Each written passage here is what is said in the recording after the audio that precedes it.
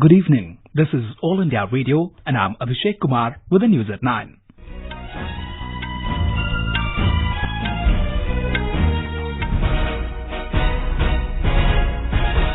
The headlines.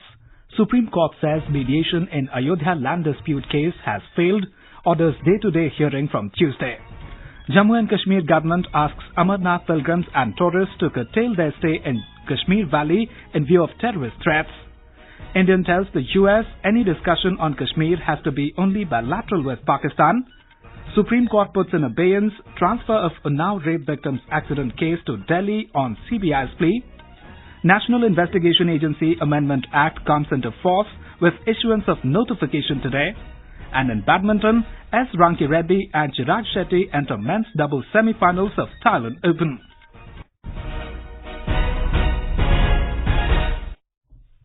Supreme Court today ordered day-to-day hearing of the long-standing land dispute at Ram Janmabhoomi Babri Masjid in Ayodhya from Tuesday after all the 4 attempts to amicably settle the issue failed to yield the result. A 5-judge constitution bench headed by Chief Justice Ranjan Gogoi took note of the report of the 3-member mediation panel that its effort to find out an amicable resolution to the dispute have failed. The panel was headed by former Apex Court Judge FMI Khalifullah. The Apex Court had asked the mediation panel to submit the status report on the mediation process by 31st July.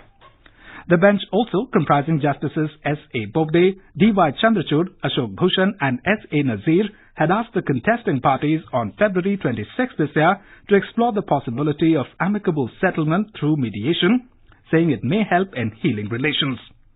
The bench had suggested even if there is 1% chance of settling the dispute amicably, the parties should go for mediation. The Jammu and Kashmir government today issued security advisory for Amarnath Yatris and tourists to curtail their stay in Kashmir Valley in view of terrorist threats. An order issued by State Home Department said the advisory has been issued considering latest intelligence inputs of terror threats with specific targeting of the Amarnath Yatra. Earlier, Lieutenant General K.J.S. Dhillon, General Officer in Charge Chinar Kaur and State Police Chief Dilbag Singh in a joint press conference in Srinagar said that terrorists of Lashkar, Jaish and Ansar Ghazwatul Hind are planning to carry out attack on Amarnath Yatra with the support of Pak Army. Lieutenant General Dhillon said, Last 3 to 4 days, there were very specific and confirmed intelligence reports that terrorists backed by Pakistan Army and Pakistan are trying to target the Shri Amarnath Ji Yatra which is going on. And based on that, the combined teams of Army, CRPF and JKP carried out an extensive search of both the routes and the areas adjoining. We had some major successes in these searches and a Pakistan Army's mine has been recovered in these searches from the caches, which clearly indicates that Pakistan Army is involved in terrorism in Kashmir. The top security official said that Jaish terrorist outfit is shifting to improvised explosive device IED attacks. They said forces have successfully busted 5 modules of Jaish involved in IED making and IED attacks. They said that 83% of those who have joined militant ranks had been stone pelters in the past. They appeal mothers to keep away their wards from stone pelting. India has said that any discussion on Kashmir, if at all warranted, will only be with Pakistan and only bilaterally. External Affairs Minister S. Jaishankar in a tweet today said that he made this clear to his American counterpart Mike Pompeo in Bangkok during a bilateral meeting on the sidelines of East Asia Summit Foreign Ministers meet. US President Donald Trump recently offered to mediate on the Kashmir issue. Mr. Jaishankar is in the Thailand capital to attend ASEAN-India ministerial meeting and several other meetings. India has asked Pakistan to provide unimpeded consular access to its national Kulbhushan Jadhav. Sources in External Affairs Ministry today said that New Delhi has asked Islamabad that the consular access should be provided in an environment free from the fear of intimidation and reprisal in the light of the orders of the International Court of Justice. Pakistan's response on this is now awaited. National Investigation Agency Amendment Act 2019 has come into force today after the notification issued by the Union Home Ministry in this regard.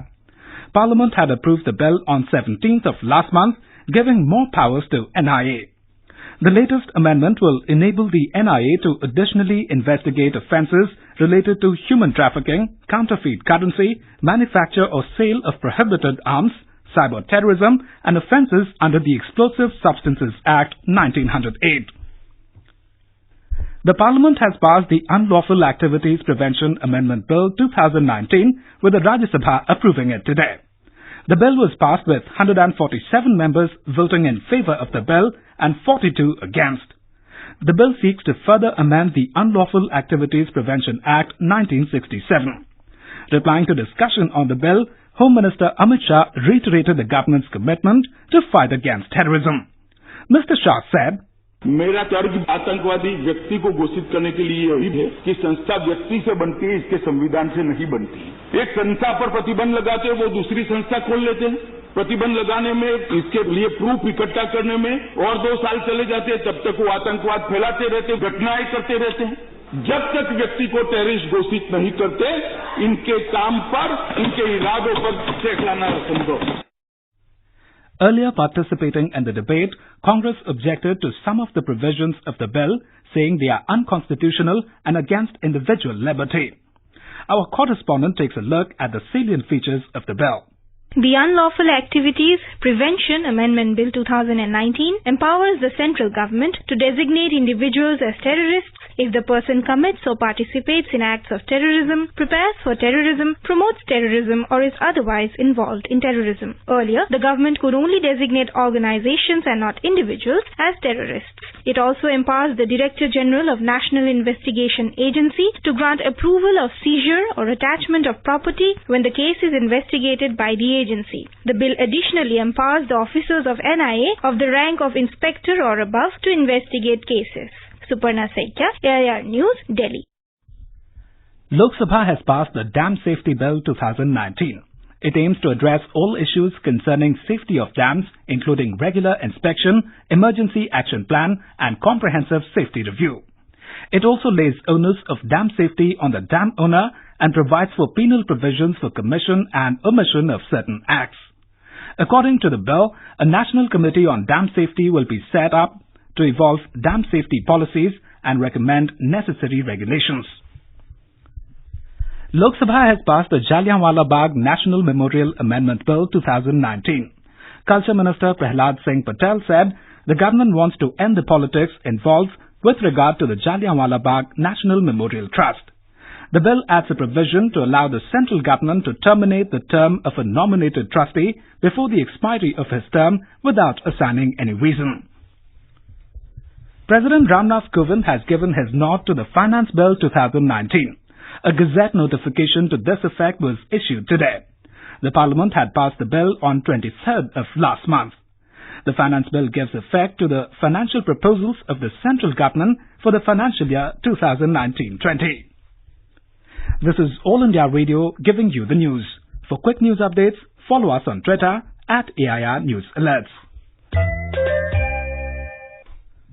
The Supreme Court today kept in abeyance its earlier order by which it had transferred the accident case of the Unnao rape victim from Raebareli in Uttar Pradesh to Delhi.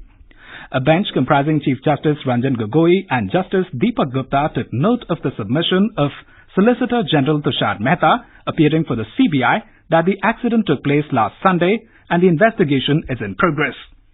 Mehta said the case cannot be transferred under the provisions of law and sought indulgence of the bench that its transfer be kept in abeyance till the conclusion of the probe. Earlier today, the Apex Court had said that the Unnao rape victim's family is at liberty to take a call on shifting her to AIIMS in New Delhi. It accepted the suggestion made by senior advocate V. Giri that her family has expressed that she be treated in Lucknow Hospital for the time being. The girl and her lawyer were severely injured and 2 of her aunts died in an accident. The University Grants Commission UGC has issued a list of institutions recommended for the status of Institutions of Eminence IOE by the government. The institutions include Delhi University, BHU, Hyderabad University and IIT Madras and Kharagpur. An official release said the UGC made the recommendations on the report of the Empowered Expert Committee set up by the government under the chairmanship of N. Gopalaswamy. India and Guinea today signed 3 MOUs on the second day of President Ramnath Kovind's 3-day visit to that country. The MOUs include cooperation in traditional system of medicine and renewable energy. After the delegation-level talks, Secretary India Economic Relation T.S. Tirumurthy told media that President Kovind and President of Guinea Alpha Conde had in-depth exchange of views on bilateral relations, international and regional issues of mutual interest. Our correspondent covering the President's visit has filed this report. President announced a new line of credit of $170 million for water supply project of Conakry city. Both countries also agreed on the need for reform of the UN Security Council to make it reflective of contemporary realities. Both the leaders also expressed their deep concern over the rise of extremism and terrorism around the world. Tomorrow, President will attend an Indian community event before concluding the visit. Samir Verma, AIR News, Conakry, Guinea. In yet another step closer to the moon, India's Chandrayaan-2 spacecraft has undergone the 4th earthbound maneuvering successfully today. The National Space Agency ISRO has said in a tweet, the operation began at 3:27 p.m. by firing the engine on board the spacecraft, which lasted for 10 minutes and 46 seconds. The operation helped to raise its orbit to 277 kilometers at the nearest end of the Earth and nearly 90,000 kilometers at the farthest end. Indian television journalist Ravish Kumar has been awarded the 2019 Ramon Magsaysay Award. Kumar is among 5 individuals who were declared winners of the award, which is Asia's premier prize and often referred to as the Asian version of the Nobel Prize. The award will be presented at a ceremony in Manila on September 9, 2019. Equity benchmark BSE Sensex today overcame a weak start to log gain led by auto, IT and finance stocks. Domestic indices climbed even as global markets dived after US announced fresh tariffs on Chinese imports. However, the rupee plunged 54 paise against the US dollar. A report.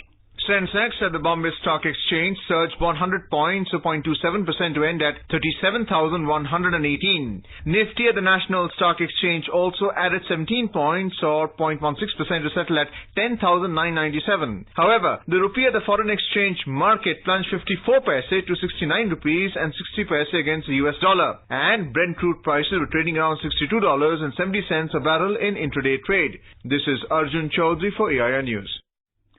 In badminton, India's Satvik Sairaj Rankireddy and Chirag Shetty qualified for the men's doubles semi-finals after registering a hard-fought win over qualifiers Choi Sol-gyu and Seo Seong-ji of Korea at the Thailand Open in Bangkok today. The unseeded Indian combination fought valiantly for exactly an hour to get the better of their Korean rivals 21-17, 17-21, 21-19 in a quarter-final duel.